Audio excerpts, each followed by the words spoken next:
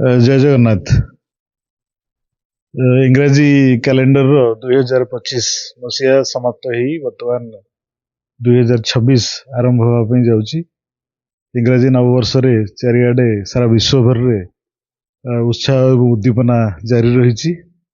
ଏହି ପରିପ୍ରେକ୍ଷୀରେ ମୋର ସମସ୍ତଙ୍କୁ ଗୋଟେ ବାର୍ତ୍ତା ରହିବ, ଯଦି ଆମେ ସମସ୍ତେ ଆମର ନିଜର ପର୍ବପର୍ବାଣୀଠୁ ଆରମ୍ଭ କରି ବ୍ରତଘର, ବିବାହଘର, ଘର ପ୍ରତିଷ୍ଠା ଏବଂ ଅନ୍ୟାନ୍ୟ ସମସ୍ତ ମାଙ୍ଗଳିକ କାର୍ଯ୍ୟ ଆମେ ତିଥି ଏବଂ ବିଧି ମୁତାବକ କରୁଛେ, ପଞ୍ଚାଙ୍ଗ ଦେଖୁଛେ ଏବଂ ସେଇ ଅନୁସାରେ ଆମେ କାର୍ଯ୍ୟକ୍ରମ କରୁଛେ, ତାହେଲେ ନବବର୍ଷ ମଧ୍ୟ ଆମେ ଆମର ପରମ୍ପରାଗତ ନବବର୍ଷ ଚୈତ୍ର ଶୁକ୍ଳ ପ୍ରତିପଦା ଏବଂ ଓଡ଼ିଆ ମାନଙ୍କର ନବବର୍ଷ ପଣା ସଂକ୍ରାନ୍ତି, ଯୋଉଟା ମହାବିଷୁବ ସଂକ୍ରାନ୍ତି ବୋଲି କୁହାଯାଉଛି, ତାକୁ ଆମେ ପାଳିବା ଦରକାର।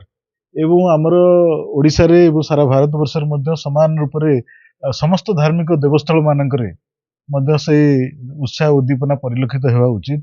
ଆମେ ରାଷ୍ଟ୍ରୀୟ ନବବର୍ଷ ଯୋଉଟା ଚୈତ୍ର ଶୁକ୍ଳ ପ୍ରତିପଦା ଏବଂ 14 ଏପ୍ରିଲ ମହାବିଷୁବ ସଂକ୍ରାନ୍ତି ବା ପଣା ସଂକ୍ରାନ୍ତିରେ ଆମେ ସେମିତି ଉତ୍ସାହ ଉଦ୍ଦୀପନାରେ ତାକୁ ମନେଇବା ଦରକାର। କାରଣ ଆମେ ଯୋଉ ପର୍ବପର୍ବାଣୀ ଏବଂ ଅନ୍ୟାନ୍ୟ ସବୁ କଥା ଆମେ କରୁଛୁ ତିଥିରେ, ତେବେ ନବବର୍ଷ ମଧ୍ୟ ଆମେ ତିଥିରେ ପାଳିବା ଉଚିତ। କିନ୍ତୁ ସାରା ବିଶ୍ୱରେ କ୍ୟାଲେଣ୍ଡର ପରିବର୍ତ୍ତନ ହଉଛି। 2026 ମସିହା ଆସୁଛି, ସମସ୍ତଙ୍କର ଆଶାର ଗୋଟେ ପୂରଣ କରିବା ପାଇଁ ସମସ୍ତ ମନରେ ଇଚ୍ଛା ଅଛି। ନୂଆ ବର୍ଷ ପାଇଁ, ଇଂରାଜୀ ନବବର୍ଷ ପାଇଁ ସମସ୍ତଙ୍କ ମନରେ ଉତ୍ସାହ ଉଦ୍ଦୀପନା ଅଛି। ସମସ୍ତଙ୍କୁ ଶୁଭେଚ୍ଛା। କିନ୍ତୁ ସମସ୍ତଙ୍କୁ ଅନୁରୋଧ ଯେ ଚୈତ୍ର ଶୁକ୍ଳ ପ୍ରତିପଦା ଏବଂ ଏପ୍ରିଲ 14 ତାରିଖରେ ଆମ ଓଡ଼ିଆ ମାନଙ୍କର ନବବର୍ଷ, ତାକୁ ମଧ୍ୟ ସମାନ ବା ତାଠୁ ଆହୁରି ବଢି ଚଢିକିରି ଆମେ ମନେଇବା ଦରକାର। ଜୟ ଜଗନ୍ନାଥ।